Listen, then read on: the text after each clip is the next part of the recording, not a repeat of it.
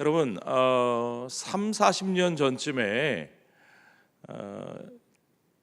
달마가 동쪽으로 간 까닭은이라고 하는 제목의 영화가 있었습니다. 혹시 기억나시는 분? 혹시 보신 분? 아유, 예, 보셨군요. 영화를 많이 좋아하시는군요. 달마가 동쪽으로 간 까닭은, 아마 제목은 거의 다 아실 거고, 우리 한국 사람들이 그 제목을 오랫동안 들어왔는데, 그런데 그 답을 아시는 분 있으세요? 달마가 왜 동쪽으로 갔는지. 안타깝게도 저는 아직 그 답을 잘 모릅니다. 달마라는 분이 어떤 분인지 알아요.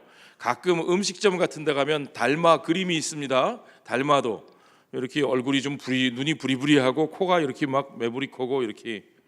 그분이 동쪽으로 갔대요. 예. 그분이 왜 동쪽으로 가셨을까? 그건 제가 잘 모르는데, 사실 우리가 그건 몰라도 괜찮을 것 같은데, 그런데 여러분이 진짜 아셔야 될 질문은 하나 더 있습니다. 바울이 예루살렘으로 간 까닭은?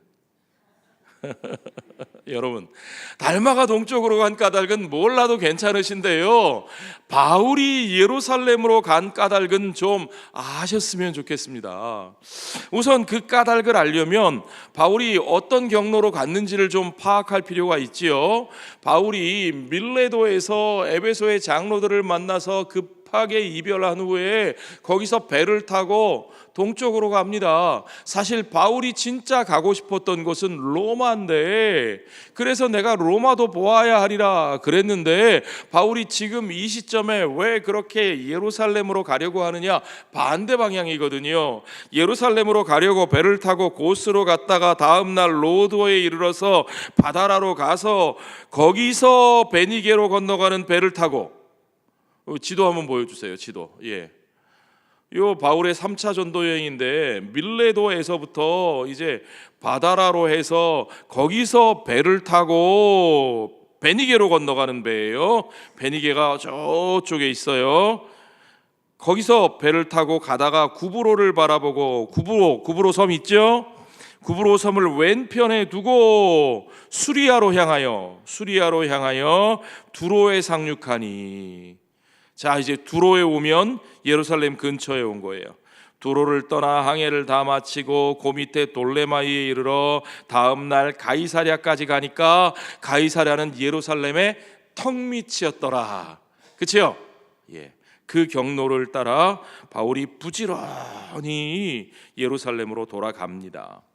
돌아가는 길에 여러 사람들을 만나고 말씀을 전하고 그들과 관계를 맺는데요, 특별히 두로에서 만난 제자들은요, 4절에 보니까 제자들을 찾아 거기서 이레를 머물더니 그 제자들이 성령의 감동으로 바울더러 예루살렘에 들어가지 말라 하더라. 낌새가 안 좋은 거죠. 성령께서 그들에게 시키신 말씀이에요. 그러니까 이게 가짜 뉴스일까요? 아닐까요? 아니에요. 요거는 성령께서 알려주신 사실이에요. 그들만 그렇게 얘기한 게 아닙니다. 가이사랴, 진짜 예루살렘의 턱 밑까지 갔더니 이제는 예언한 빌립 집사의 예언하는 딸, 전도자 빌립의 예언하는 딸들, 가이사랴에서 만난 선지자 아가보가 한결같이 얘기하는데, 11절에 보세요. 우리에게 와서 바울의 띠를 가져다가 자기 수족을 잡아매고, 누가요? 선지자 아가보라는 사람이 바울의 허리띠를 가져다가 자기 수족을 잡아 묶고 말하기를, 지금 뭐 하는 거예요? 퍼포먼스 하는 거예요. 자기의 메시지를 강력하게 전하기 위해서 행동으로 드라마를 하듯이 보여주는 거예요. 선지자들이 이렇게 하는 거 여러분 어디서 보셨어요? 예레미야도 그런 퍼포먼스를 보여줬고요, 에스겔도 이런 모습을 보여주었습니다. 그렇게 붙들어 묶고 말하기를 성령이 말씀하시되, 이 뻥치는 걸까요? 아닐까요? 아니에요. 진짜 성령이 말씀하신 거예요. 성령이 뭐라고 말씀하시느냐? 예루살렘에서 유대인들이 이같이 이 띠 임자를 결박하여 이방인의 손에 넘겨주리라 경고하는 겁니다. 가는 데마다 이렇게 강력하게 경고하는 거죠. 자, 바울이 그들의 말이 사실인 걸 못 믿었을까요? 아닙니다. 바울은 성령의 뜻인 것도 압니다. 그런데 바울이 의도적으로 성령께 불순종할 마음을 먹은 걸까요? 아닙니다. 그런 사람은 아닙니다. 바울이 성령께 순종하기 위해서 이제까지 살아온 사람인데 그럴 리가 없습니다. 그런데 바울이 뭐라고 하는지 보십시오. 13절에 바울이 대답하되 여러분이 어찌하여 울어 내 마음을 상하게 하느냐. 나는 주 예수의 이름을 위하여 결박당할 뿐 아니라 예루살렘에서 죽을 것도 각오하였노라. 바울은 몰라서 안 가는 게 아니고 몰라서 가는 것도 아니고 바울은 결박당할 것도 알고 죽을 수 있다는 것도 아는데 알면서도 그 예루살렘으로 가려고 결심했습니다. 자, 여러분, 이게 중요하죠. 바울이 무엇 때문에 이렇게 결심했을까요? 자, 에베소에서 있었던 일을 생각해 보십시오. 에베소에서 수많은 군중들이 그 극장에 가득 찼을 때 바울이 뛰어들어가 그들과 변론하려고 했을 때 그때도 제자들이 막았어요. 그런데 바울이 그때는 어떻게 했어요? 뿌리치고 들어갔습니까? 아니죠. 제자들의 만류를 받아들이고 그 죽음의 자리에 들어가지 않았습니다. 왜요? 거기는 바울이 죽어야 할 자리가 아니었기 때문에. 자, 그런데 이제는 똑같은 상황입니다. 죽음의 자리입니다. 결박당할 것이라고 예언까지 합니다. 그런데 그 만류를 뿌리치고 굳이 가려고 합니다. 왜 그랬을까요? 바울이 에베소 사람들은 좀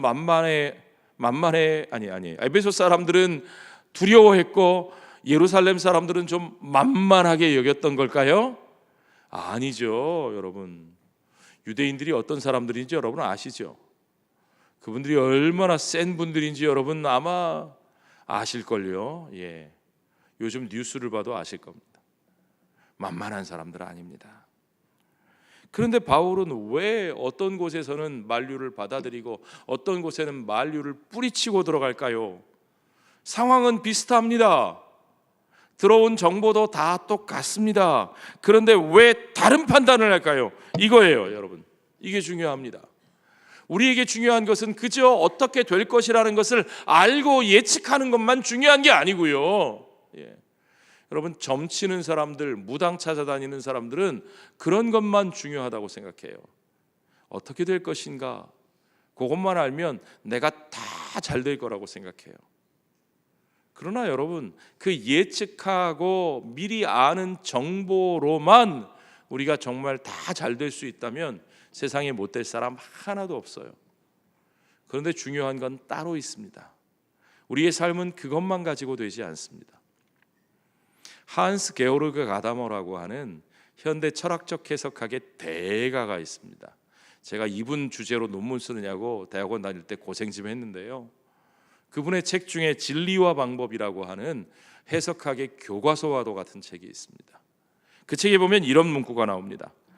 바보와 지혜로운 사람의 차이는 그가 배운 것과 아는 것을 올바로 분별하고 적용할 수 있는 판단력이 있느냐 없느냐의 문제다. 바보와 지혜로운 사람의 차이는 정보가 있느냐 없느냐가 아니라 무엇이 있느냐 없느냐라고요? 판단력이 있느냐 없느냐다. 그 정보를 가지고 내가 어떻게 해야 하는지를 올바로 분별하고 바로 적용할 수 있는 판단력, 이게 중요한 거예요. 오늘날 우리들의 교육이, 특히 우리나라 한국의 교육이 자꾸 지식과 정보를 자꾸 때려 넣으려고 그래요. 애들에게 마치 애들의 머리 뚜껑을 이렇게 열고 막 그냥 쏟아 부으면 좋겠다는 마음으로 막 우겨넣고 애들이 그걸 외웠나 못 외웠나를 계속 시험을 쳐요. 심지어는 주관식 시험을 치는데 저희 아들은 순진해서 한국에 와서 처음에 주관식 문제라 그래서 자기 주관대로 써서 이게 답을 썼대요. 그랬더니 자기는 맞게 썼는데 선생님이 틀렸다 그러더래요. 그래서 끝나고 항의를 했어요. 얘가 이게 왜 틀렸습니까? 그랬더니 선생님이 야, 교과서에 있는 대로 써야 돼. 교과서에 나와 있는 대로 써야 된다는 거예요. 저희 아이가 그래서 그게 왜 주관식이에요? 객관식이지. 그랬다는 거죠. 예. 지식을 우겨 넣으려고 합니다. 정보를 집어넣으면 그게 공부라고 생각을 합니다. 그런데요, 그런 공부의 시대는 이미 끝났어요. 그런 지식과 정보는 인터넷에 수없이 널려 있고요. 그런 지식과 정보를 수합해서 분석해서 정리하는 일은 우리보다 AI가 훨씬 더 잘합니다. 그렇죠? 장근 씨 맞죠? 예, 컴퓨터 전문가예요. 네. AI가 훨씬 더 잘합니다. 그런 것만 훈련받으면 우리 나중에 할 게 없어요. 그런데 사람이 필요 없느냐 그러면 아니요. 사람이 해야 될 일이 있습니다. 그 지식과 정보를 가지고 우리가 어떻게 판단하고 어떻게 적용하고 어떻게 실천해야 하느냐. 가치 판단의 문제. 그게 사람이 해야 되는 일이에요. 그래서 우리들의 교육은 그 가치 판단을 올바로 하고 바로 실천하고 바로 선택할 수 있는 능력을 아이들에게 키워줘야 돼요. 아멘입니까 여러분? 동의 안 하시는 것 같아요. 보시라니까요. 앞으로 이제 어떤 애들이 잘 되나. 이게 굉장히 중요합니다. 그 판단력이요. 바울은 똑같은 상황, 똑같은 정보 앞에서 판단했어요. 판단. 올바른 판단을 합니다. 내가 가야 되느냐, 말아야 되느냐, 내가 목숨을 걸어야 되느냐, 말아야 되느냐. 그 판단의 기준이 있는 거죠, 여러분. 우리가 알아야 될 게 그겁니다. 그 판단의 기준이 무언가. 그래야 오늘 질문의 대답을 찾을 수 있어요. 오늘 질문이 뭐였죠? 바울이 예루살렘으로 간 까닭은. 그건 알아야 된다니까요. 달마가 동쪽으로 간 까닭은 몰라도. 자, 바울이 하는 얘기를 보세요. 14절에 먼저 그가 권함을 받지 아니하므로 우리가 주의 뜻대로 이루어지이다 하고 그쳤어요. 사람들이 아무리 권해도 바울이 안 들어요. 바울은 이미 결심했어요. 그러니까 사람들이 하는 말이 주의 뜻대로 되어질 겁니다. 그리고 받아들였다는 거죠. 자, 바울은 왜 그렇게 목숨을 걸면서까지 거기에 가려고 했을까요? 바울이 그렇게 받들려고 했던 주의 뜻은 무엇일까요? 바울은 지금 이방 교회의 대표자들과 함께 예루살렘으로 가고 있어요. 예루살렘의 교회의 가난한 성도들을 돕는 구제 헌금을 들고 가고 있어요. 이게 중요해요. 예루살렘 성도들을 돕는 일, 그것도 이방 성도들과 함께 이방 교회의 연보를 가지고, 여러분 이방 교회 연보를 전하는 것도 이방 교인들 안 데리고도 그냥 바울 혼자 갈 수도 있어요. 그런데 굳이 이방인들을 데리고 예루살렘에 갑니다. 왜요? 바울은 그들이 그리스도 안에서 형제됨을 그들에게 가르쳐주고 싶었던 겁니다. 그걸 확인하고 싶었던 겁니다. 그들 사이에 있는 담장과 벽을 허물기를 원했던 겁니다. 그것이 우리가 목숨을 걸고 지켜야 하는 복음의 가치고 하나님 나라의 선교적 목표라는 것을 그는 굳게 믿었기 때문입니다. 그래서 에베소에서 거기서 사람들과 변론하는 건 그가 목숨을 걸 일이 아니지만, 여기 이렇게 그 하나됨을 위하여, 이 화평을 이루는 일을 위하여 그 위험한 곳에 들어가는 일은 자기의 목숨을 걸어도 좋을 만큼 소중한 복음의 가치를 담은 일이고 주님이 주신 사명의 본질이라고 그는 믿었습니다. 자, 그렇게 굳게 믿고 믿음으로 들어가면 하나님이 싹 문제를 정리해 주시고 형통하였더라 그러면 좋겠는데, 그렇게 됐어요? 아니죠. 예루살렘에서 벌어진 일들 여러분 보십시오. 그렇게 하고 들어갔는데 그곳에서 벌어진 일이 뭔지 살펴보십시오. 처음에 예루살렘에 도착해서는 형제들의 환영을 받습니다. 예루살렘 교회의 리더들, 유대 교인들의 지도자된 야고보와 그의 장로들을 함께 만납니다. 여기 야고보는 주님의 형제 야고보, 야고보서를 쓴 그 야고보입니다. 여러 리더들이 함께 만납니다. 물론 누구와 함께요? 이방 교회의 대표들과 함께, 이방인들과 함께 만납니다. 감사하게도 이 예루살렘 교회의 지도자들은 그 이방 교회의 형제들과 바울을 아주 따뜻하게 맞아줍니다. 뿐만 아니라 그들이 그 이방 땅에서 전파했던 하나님 나라 복음의 그 사역을 보고 받습니다.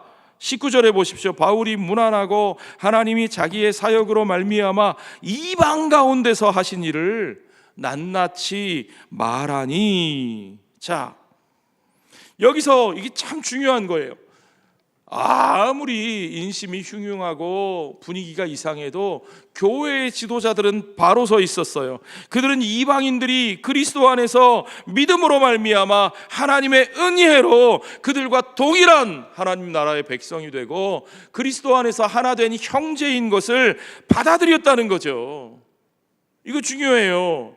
우리가 사도행전 15장 예루살렘 총회의 모습에서 그거 봤잖아요. 그렇게 받아들이고 환대하고 그들에게 율법의 짐을 강요하지 않기로 하는 그 교회의 결의를 우리가 기억하잖아요.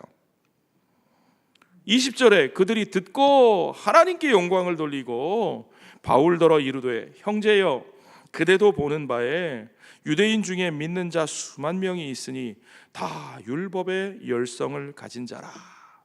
이게 문제예요. 교회의 상황이 꽤 많이 바뀌었어요. 바울이 떠나 있는 동안 예루살렘 교회가 크게 성장했습니다. 많은 유대인들이 교회로 들어왔습니다. 그들이 다 믿는 자가 됐어요. 그런데 사람 금방 안 바뀐다고 이들이 다 여전히 율법의 열성을 가진 자라는 거예요. 자, 그리고요, 시대적인 배경도 사회 분위기도 엄청나게 바뀌었어요. 이게 중요해요. AD 54년에 로마 제국에 엄청난 일이 벌어지는데 그게 뭐냐 하면 여러분이 잘 아시는 로마 황제 누굴까요? 검은 고양이 네로.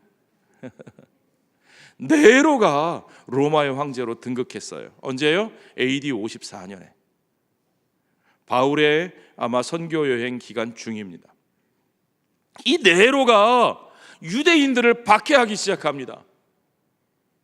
아주 심하게 유대인들을 미워하고 박해합니다. 그러니까 이게 어떤 상황이 되냐면 가뜩이나 사이가 안 좋았던 이방인과 유대인들 사이에 점점 더 미움과 증오와 갈등이 심해지는 거죠. 편가르기가 되는 거죠. 그렇죠? 거기다가 결정적으로 나쁜 소문이 하나 나는데 21절에 보십시오. 내가, 여기 너는 바울이에요. 예루살렘 교회의 지도자들이 바울에게 하는 이야기입니다. 네가 이방에 있는 모든 유대인을 가르치되 모세를 배반하고 아들들에게 할례를 행하지 말고 또 관습을, 유대인의 관습이죠, 유대인의 관습을 지키지 말라 한다 함을 그들이 들었도다. 그들은 누구예요? 예루살렘 교회 안에 있는 율법의 열성이 있는 수만 명의 유대인 신자들. 이들이 비그리스도인들이 아니에요. 그리스도인들인데 이런 소문이 그들 사이에 돌았다는 거예요. 그래서 그들이 화가 났다는 거예요. 바울이 이럴 수가 있어? 이방인들에게 가서 사역한다고 하더니 아니 할례도 부정하고 유대인들의 관습도 내버리고 모세를 모욕하고 말이야. 그랬단 말이야. 그런데 여러분, 이거 사실일까요? 아닐까요? 아닙니다. 분명하게 이거 가짜 뉴스입니다. 왜요? 바울은요, 이방인들에게 복음을 전하면서 그들에게 전한 것은 그들이 하나님의 백성이 되기 위해서 유대인이 될 필요가 없다고 말한 겁니다. 이방인이 할례 없는 자가 하나님 나라의 백성이 되는데 오직 하나님의 은혜와 믿음만이 역사하는 거지, 그들이 하나님 나라의 백성이 되기 위해서 유대인 곧 할례 받은 자가 될 필요가 있다 없다? 없다. 예. 이건 바울이 강조한 것만 아니라 온 교회가 받아들인 거예요. 그러나 동시에 바울은 유대인에게는요, 이방인이 되라고 강조한 적이 없어요. 야, 이제 할례가 필수적인 게 아니니까 너희들 할례 받지 마. 할례 받을 필요 없어. 너희들 유대인 같이 안 살아도 되고 이제는 이방인처럼 막 살아도 돼. 바울이 그랬어요, 안 그랬어요? 안 그랬어요. 그러니까 바울은 유대인의 율법과 관습과 전통을 버리라고 말한 적이 없습니다. 이방인에게 유대인이 될 필요가 없지만, 되라고 말할 필요가 없지만, 유대인에게도 예수의 제자가 되기 위해 이방인이 될 필요가 없다는 거예요. 그 이야기를 어디서 우리가 확인할 수 있느냐? 고린도 교회에 보낸 편지에서 보면 압니다. 자, 고린도전서 9장 19절부터 보면 내가 모든 사람에게서 자유로우나 스스로 모든 사람에게 종이 된 것은 더 많은 사람을 얻고자 함이라. 유대인들에게 내가 유대인과 같이 된 것은 유대인들을 얻고자 함이요, 율법 아래에 있는 자들에게는 내가 율법 아래에 있지 아니하나 율법 아래에 있는 자 같이 된 것은, 바울은 유대인들에게 율법을 버리라고 말하지 않았어요. 오히려 그들 율법 아래에 있는 자들을 얻고자 그들과 같은 모습이 되었다는 거죠. 율법 없는 자에게는 내가 하나님께는 율법 없는 자가 아니요 도리어 그리스도의 율법 아래에 있는 자이나 율법 없는 자와 같이 된 것은 율법 없는 자들을 얻고자 함이라. 이것이 하나님의 선교를 위한 사명자의 모습인 것을 믿으시기 바랍니다. 여러분, 종교개혁자 마틴 루터가 쓴 책 중에 그리스도인의 자유라는 책이 있습니다. 그 책에서 마틴 루터가 바로 이 고린도전서의 이 바울의 말을 인용해서 이렇게 표현합니다. 그리스도인은 모든 것으로부터 자유한 자유인이다. 여러분, 아멘입니까? 우리는 자유케 된 사람들입니다. 어떤 것도 우리를 얽어맬 수 없고 우리를 정죄할 수 없고 우리를 속박할 수 없습니다. 그러나 우리는 어떤 사람의 종도 될 수 없으나, 그러나 오직 무엇 때문에? 사랑 때문에, 그들을 사랑하기 위해서, 그리스도의 사랑을 본받기 위해서, 오직 사랑 때문에 그리스도인은 기꺼이, 저는 여기다가 한 단어를 더 넣고 싶어요. 기꺼이 모든 사람의 종이 될 수 있는 자유인이다. 아멘. 그렇습니다. 그것이 그리스도인의 자세고 바울은 그런 모습을 보이며 살았던 사람입니다. 그리스도인은 그 믿음의 자유를 가지고 모든 사람의 종이 되어 섬기는 사람입니다. 왜 그렇습니까, 여러분? 우리가 왜 그런 삶을 살아야 합니까? 그리스도 예수 안에서 그들을 하나로 만드시는, 유대인과 이방인을, 갈라졌던 모든 자들을 하나로 만드시는 하나님의 선교, 그 하나님의 주신 미션에 동참하기 위해서 우리는 그 평화를 위하여, 그 화평케 하는 일을 위하여 부르심을 받은 하나님의 백성인 것을 여러분 믿으시기 바랍니다. 마태복음 5장 9절에 예수님께서 하나님 나라 백성의 복을 선포하셨어요. 8복.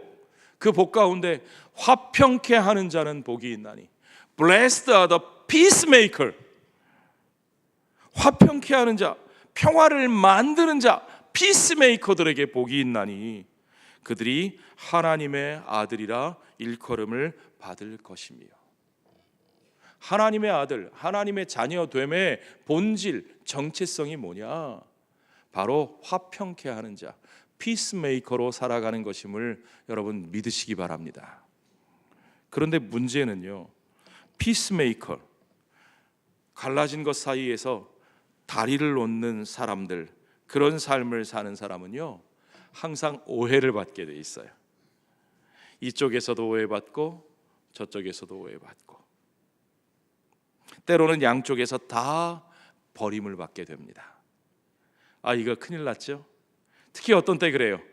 이렇게 세상이 극단적으로 갈라져 있을 때, 이렇게 세상이 양쪽으로 편 나뉘어서 어느 한편에 서기를 강요할 때, 이 다리를 놓는 사람들, 화평케 하는 사람들은 과연 어떻게 하면 좋을까요? 참 난감하죠. 그런 상황 피하고 싶죠. 그런데 죽기를 무릅쓰고 그곳으로 들어가라고 하셨어요. 그러면 어떻게 해야 됩니까, 우리가? 그러면 어찌할꼬? What shall we do in this situation? 이런 상황 속에서 우리는 과연 뭘 해야 될까요? 여러분, 예루살렘 교회의 지도자들은 언제나 복음 안에서 양쪽을 다 배려하는, 어느 한쪽을 판단하고 몰아내는 것이 아니라 양쪽을 다 배려하고 화평케 하는 방법을 선택했다는 겁니다. 사도행전 15장에 기억하시죠? 예, 유대인들은 이방인들에게 그들에게 율법의 짐을 지우지 말고, 이방인들은 이미 그 율법을 오랫동안 듣고 익숙했던 사람들과 함께하기 위하여 그들이 꺼리는 것을 행하지 않고 피를 멀리하고 목매어 죽인 것을 멀리하고, 그렇죠? 그것이 마땅히 복음적인 화평의 길입니다. 함께 사는 길입니다. 여기서도 예루살렘 교회의 지도자들은 어느 한쪽을, 어떤 형제들을 야, 우리가 옳고 너희는 아직 부족하니까 입 다물어 하지 않고 화평케 하는, 그들을 배려하고 존중하는 방법을 또 찾아내고 그것을 실천하려고 노력합니다. 그리고 바울도 그걸 받아들입니다. 여러분 바울이 그들 앞에 주장할 수 있어요. 야, 무슨 소리야, 나는 화평을 위해서 일했을 뿐이고 내가 맞는 일이고 무슨 너희들 유방인의 이 유대인의 규례가 이제 구원받은 우리들에게 무슨 상관이 있어. 너희들 쓸데없는 소리 하지 말고, 너희들 아직 믿음이 연약해서 그래, 너희들 아직 진리를 못 깨달아서 그래, 너희들 아직 자유하지 못해서 그래. 땡! 그럴 수도 있지만 그러면 어떻게 되겠어요? 사람들이 상처를 받고 교회가 깨지고, 그렇죠? 갈등이 심해지죠. 예, 바울은 그런 방법을 택하지 않습니다. 바울은 연약한 자에게는 연약한 자와 같이, 그래서 지도자들이 바울에게 제안합니다. 유대인의 정결의 규례를 행하고자 하는 네 사람을 당신이 돈을 들여 당신의 돈으로 후원해서 그들을 도와주시고 당신이 그들과 함께 가서 성전에 가서 그 결례를 행하는 모습을 보여주십시오. 그래서 당신이 아직도 유대인을 무시하지 않고, 당신이 우리의 율법을 무시하지 않고 존중하고 지키는 사람이라는 것을 그들 앞에 보여주십시오. 예, 바울이 그렇게 하나됨을 위해서 노력합니다. 그런데 여러분, 그것만 가지고 이 극단적인 사람들이 변합니까? 금방 분위기가 바뀔까요? 우리가 마음만 좋게 먹으면, 우리의 동기만 선하면 사람들이 금방 그 동기를 알아보고 변해서 우리를 환영해 줄까요? 아니요. 그렇지 않다는 거죠. 그 정결 예식이 채 끝나기도 전에 사고가 빵 터지는 거죠. 오늘 우리가 그 본문을 다 읽지는 못했지만 제가 여러분들과 그 본문 21장 전체의 스토리를 나누려고 합니다. 바울이 활동하던 지역, 아시아 에베소 지역에 있던 디아스포라 유대인들이 예루살렘에 와 있는 사람들이 있었어요. 그들이 바울이 행하던 일들을 가지고 또다시 왜곡하고 과장해서 가짜 뉴스를 퍼뜨립니다. 28절에 보십시오.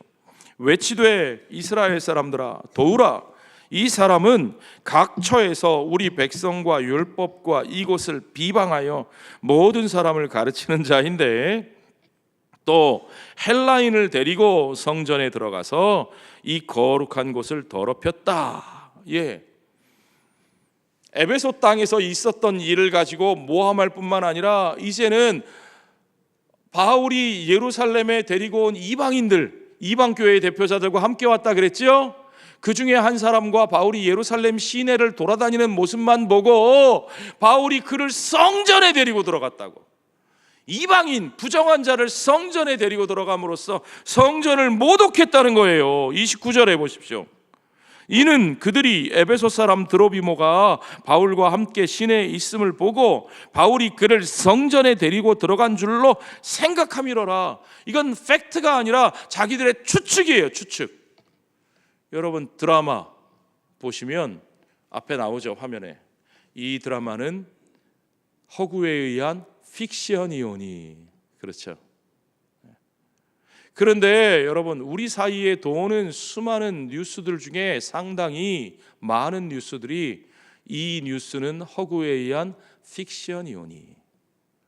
여러분 드라마를 볼 때 이 드라마는 허구에 의한 픽션이오니 그러면 아 픽션이구나, 저거 상상력으로 구성한 얘기구나 하고 그래도 재밌게 보지만, 아니 9시 뉴스를 틀었는데 거기 나오는 얘기가 자막이 이 뉴스는 상상에 의한 허구 이론이 픽션 이론이 이러고 나오면 그 뉴스 보시겠어요?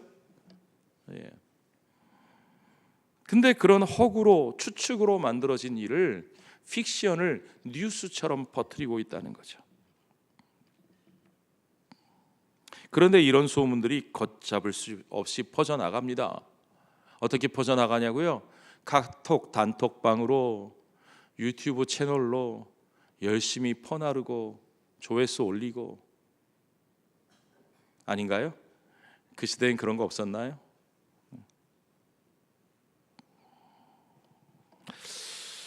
여러분 30절에 보니까 그 소문으로 온 성이, 온 예루살렘이 소동하여 백성이 달려와 모여 바울을 잡아 성전 밖으로 끌고 나가니 문들이 곧 닫히더라.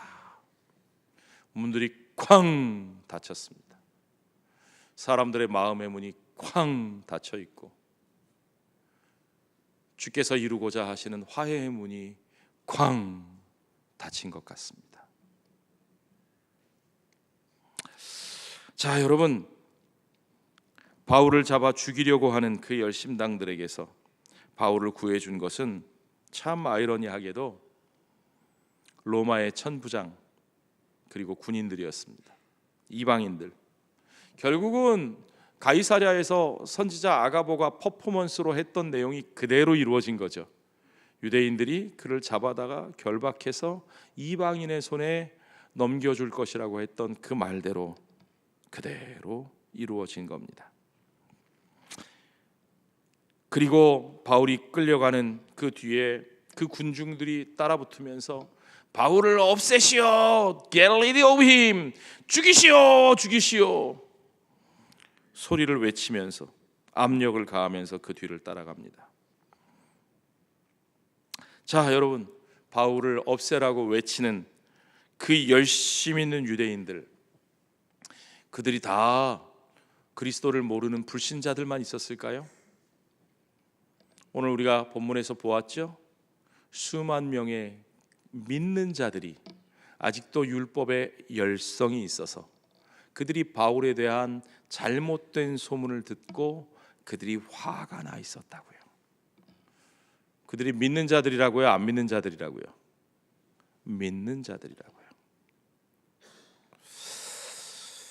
여러분, 혹시 오늘 우리들은 어떤 모습입니까? 혹시 오늘 우리의 열심 가운데, 믿음이 좋은 사람들 가운데 혹시 이런 식의 거짓되고 폭력적인 모습은 없는지, 오늘 우리 자신들의 모습을 정말 정직하게 돌아볼 수 있어야 한다고 저는 생각합니다. 하나님의 나라는요, 내 생각과 다른 또는 내 마음에 들지 않는 누군가를 없애버림으로써 세워지는 것이 아닙니다. 오직 하나님의 나라는요, 내가 그 나라의 가치, 그 복음의 가치를 따라 십자가 지고 살아갈 때 나의 삶 속에서 선포되고 증거되고 이루어지는 것이라는 사실을 믿으시기 바랍니다. 누구를 몰아내고 누구는 쳐내고 우리와 조금이라도 다르면, 나와 다르면 무조건 마귀, 사탄 해버리면, 여러분, 그러면 하나님의 나라가 되는 것이냐? 그러면 하나님의 나라가 아니라 우리의 나라가 됩니다. 나의 나라가 됩니다. 유대인들은요, 자기들의 나라를 하나님의 나라인 것처럼 착각했기 때문에 그 열심당의 열심이 그들을 하나님 나라 복음으로 이끌어주지 못했던 것을 우리는 계속해서 확인할 수 있습니다. 더군다나 문제는 디테일입니다. 문제는 팩트입니다. 사실입니다. 세상은 그렇게 단순하지 않습니다. 사실은 그렇게 모든 게 단순하게 우리에게 다가오는 게 아닙니다. 아다르고 어다른 것도 수없이 많이 있고, 수많은 다양한 측면과 고려해야 될 문제들이 있고, 다양한 해법과 의견들이 있습니다. 그런데 내가 생각한 방법, 내가 생각한 해법에 동의하지 않는다고, 소수자들의 인권도 우리가 고민해야 된다고 말하면 당신 동성애자야! 이런 식으로 몰아가고, 우리가 평화를 위해서 누구와도 대화할 수 있어야 한다고 말하면 당신 빨갱이야! 그렇게 몰아가고. 여러분, 그건 우리 복음주의자들이 가져야 할 태도가 아닙니다. 그건 하나님 나라의 모습이 아닙니다. 우리 복음주의자는 누군가를 배척하는 사람이 아니라 복음적 가치를 따라 그 삶으로, 우리의 삶으로 그 복음의 가치를 드러내며 증거하는 사람입니다. 환대와 배려를 통해서, 희생과 섬김을 통해서, 존중과 대화를 통해서 끝까지 소통하며 그들 가운데 우리를 구원하신 그리스도의 십자가의 사랑을 증거하고 하나님 나라의 그 귀한 역사로 그들을 초대할 수 있는 사람들이어야 합니다. 자, 우리가 이런 거짓과 이런 폭력적인 모습을 우리가 자꾸만 이용하려고 든다면 그건요, 선교를 돕는 일이 아니라 선교를 가로막는 일이 됩니다. 하나님 나라의 선교는요, 십자군의 칼로 이루어지는 것이 아니고 십자가의 희생과 섬김을 통해서 이루어지는 것이라는 사실을 여러분 분명히 믿으시기 바랍니다. 그러나 여러분, 세상이 그렇게 가지 않을 때, 세상이 우리들을 알아주지 않을 때, 세상이 우리를 오해하고 모함하고, 세상이 점점 더 양쪽 극으로 갈려서 중간에 다리를 놓는 사람들의 일은 정말 아무런 소용이 없어진 것처럼 보일 때 우리는 어떻게 해야 될까요? 여러분, 따라해 봅시다. 하나님의 일은 그렇게 끝나지 않는다. 그게 중요합니다. 이 일로 인해서 바울이 쇠사슬에 결박되어 끌려가고 마치 화해의 문은 닫힌 것처럼 보입니다. 그러나 하나님의 일은 그렇게 끝나지 않습니다. 제가 좋아하는 야구 명언 중에 끝날 때까지는 끝난 게 아니다.